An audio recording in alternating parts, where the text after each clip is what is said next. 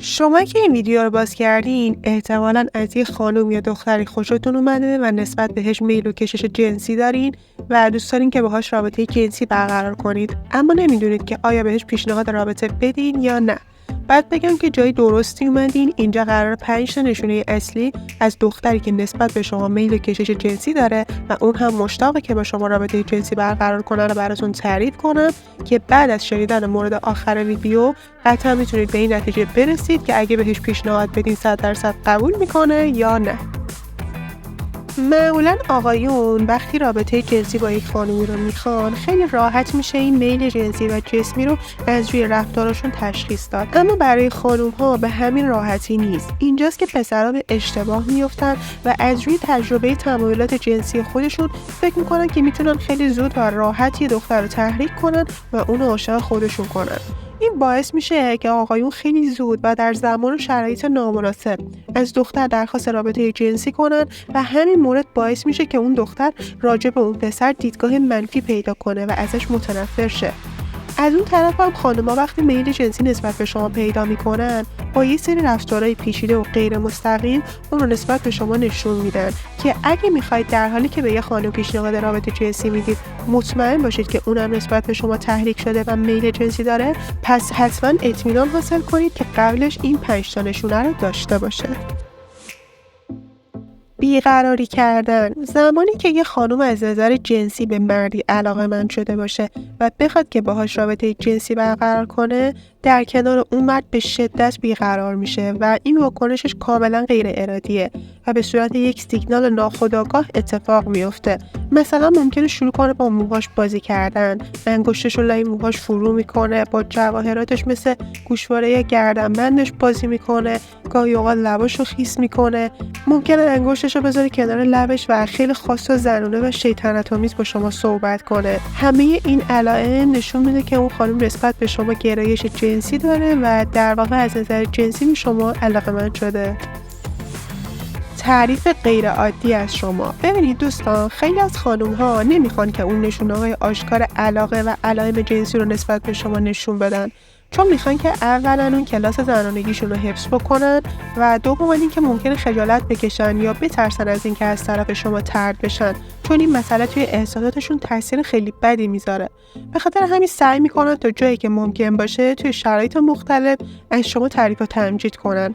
مثلا یه سری جوکای بی‌مزه‌ای که تو حالت عادی فرد معمولی تعریف کنه شاید حتی بعدشون هم بیاد، اما اگه شما اون جوکا رو تعریف کنید حسابی میخندن و لذت میبرن و سعی میکنن که به یه شکلی به شما اون اعتماد به نفس رو بدن و بهتون بفهمونن که یه علاقه خاصی به شما دارن تا شما رو متوجه این قضیه کنن که پا جلو بذارید و درخواستتون رو مطرح کنید. این یادتون نره که خانم‌ها با علائم با شما صحبت میکنن و هرگز مستقیما درخواستشون رو مطرح نمیکنن. شما باید به این علائم خیلی دقت کنید و اونها رو درست تشخیص بدید.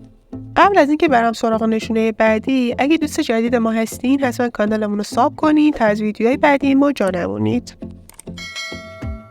نزدیک شدن بیش از حد به شما حین صحبت کردن. وقتی که با یک خانومی در ارتباط هستین ممکنه با هم بیرون برید، به هر حال قراری میذارید، مهمونی، پارکی، رستورانی، دارید با هم صحبت میکنید و احساس میکنید که اون خانم خیلی آروم آروم داره به شما نزدیک و نزدیکتر میشه، هی داره فاصله بینتون رو کمتر و کمتر میکنه و حتی اگه شما یکم فاصله بگیرین اون تمایل بیشتری به نزدیک شدن بهتون داره و این رفتارش کاملا طبیعی و غریزیه، نه از روی قصد. این اتفاق وقتی میفته که ایشون نسبت به شما میل جنسی پیدا کرده و تمایل داره که با شما رابطه جنسی برقرار کنه.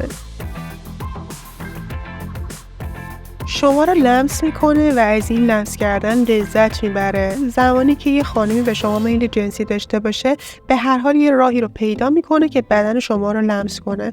اگه یه خانمی از شما خوشش نیاد کاملا از دست دادن به شما اجتناب میکنه و ازتون فاصله میگیره. البته این موضوع گاهی اوقات ممکنه توی تعاملات کاری دوستانه یا یه سری تعاملات فیزیکی مثل ضربه زدن به شونه یا بازو اتفاق بیفته که اینا کاملا دوستانه است و اینا رو با موارد دیگه اشتباه نگیرید. شما این نکته رو باید حتما در نظر داشته باشید که زمانی که اون خانم داره شما رو لمس میکنه از این تعامل فیزیکی کاملا لذت میبره و شما کاملا این هیجان رو توی چهره و برق چشاش و برافروختگیشو متوجه میشید. مثلا ممکنه سعی کنه بازوی شما رو بگیره و فشار بده یا مش دستتون رو لمس کنه یا گاهی در حین صحبت که فیس تو فیس صحبت میکنید صورت شما رو نوازش کنه یا ضربه‌ای به سینه شما بزنه. همه این علائم نشان دهنده اینه که این خانم نسبت به شما گرایش جنسی پیدا کرده و مد نظر داشته باشید که گفتم باید حتما از این تعاملات فیزیکی لذت ببره و این لذت رو به شما نشون بده و شما هم قطعا متوجه این موضوع خواهید شد. استفاده کردن از کنایه‌های جنسی در مکالمات. اگه با یه خانمی در تعامل هستید که به نظر میرسه به شما علاقه‌منده و زمانی که با هم گفتگو میکنید از کنایه‌های جنسی خیلی استفاده میکنه و نشون میده که علاقه داره و در مورد هر موضوعی که شما صحبت کنید این خانم یه سر موضوع رو بس میکنه به مسائل جنسی و به طور خیلی مستقیم داره ابراز میکنه که از نظر جنسی به شما علاقه‌منده. پس لطفاً متوجهش بشید و اعتماد به نفس داشته باشید و بهش نشون بدید که متوجه منظورش شدید و میفهمید که داره راجع به چی صحبت میکنه. خواهشی که ازتون دارم لطفاً با دیدن یک یا دو تا از این نشونه ها سریع نتیجه گیری نکنید. حتما مجموعه‌ای از این نشونه ها و علائم رو در نظر بگیرید، چک کنید، کنترل کنید و در نهایت درخواستتون رو مطرح کنید. و در پایان این رو هم در نظر بگیرید که خانم‌ها هم مثل آقایون خواهان رابطه جنسی هستن اما از مطرح کردن اون دوری میکنن چون نمیخوان خیلی زود وارد رابطه جنسی بشن، چون خانم‌ها احتیاج دارن که در ابتدا به لحاظ عاطفی به شما علاقه‌مند بشن تا بعد از اون بتونن به رابطه جنسی با شما فکر کنن. اگه از این ویدیو خوشتون اومد فقط با یه لایک ازم حمایت کن.